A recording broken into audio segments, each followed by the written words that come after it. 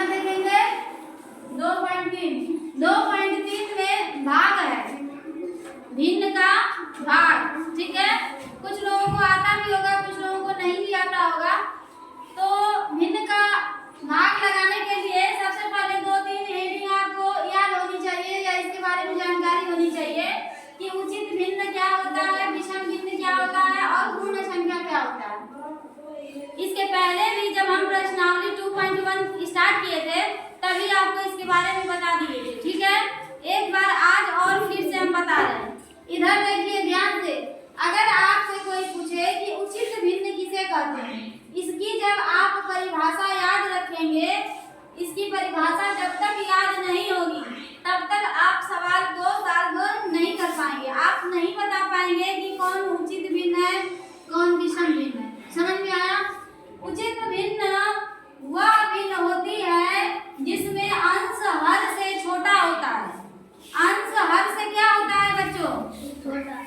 जैसे कोई संख्या हम भिन्न में लिखे हैं यहाँ पर 1/2, यह भिन्न में लिखे हैं ना। अब ये बताइए ये ऊपर वाली संख्या को हम क्या कहते हैं? अंश कहते हैं। और नीचे वाली संख्या को क्या कहते हैं बच्चों? हर कहते हैं।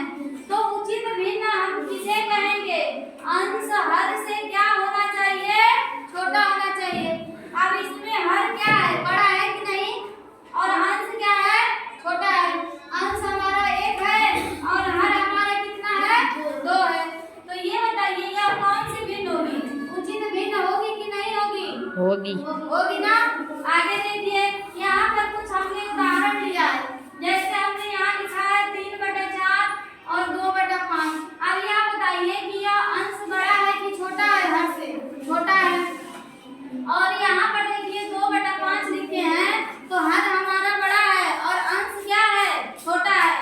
तो दिमाग में इतना आप इसको समझ लीजिए, बैठा लीजिए कि अंश छोटा होना चाहिए और हर क्या होना चाहिए? बड़ा।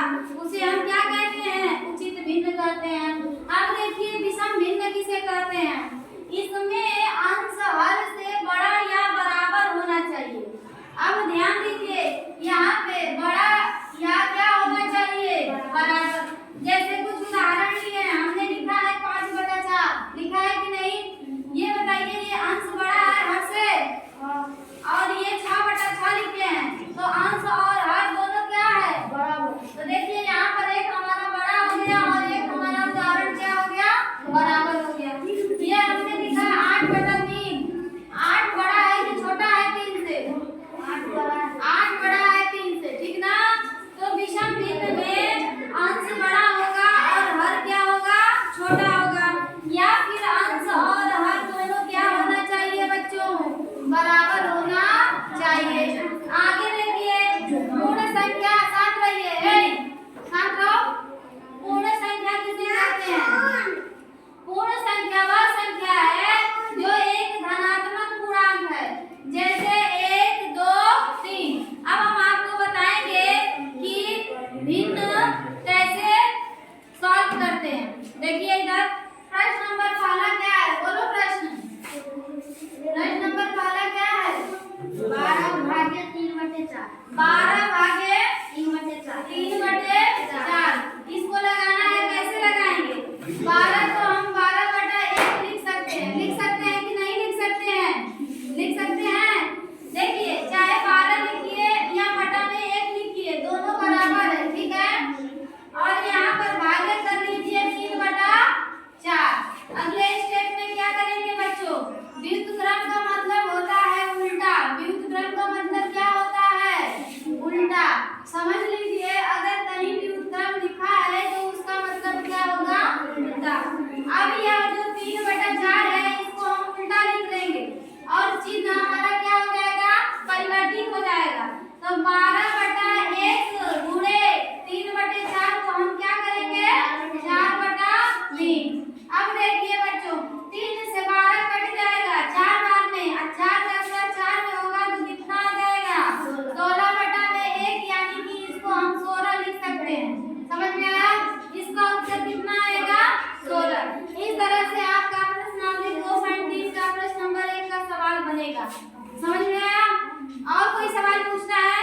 प्रश्नावली 2.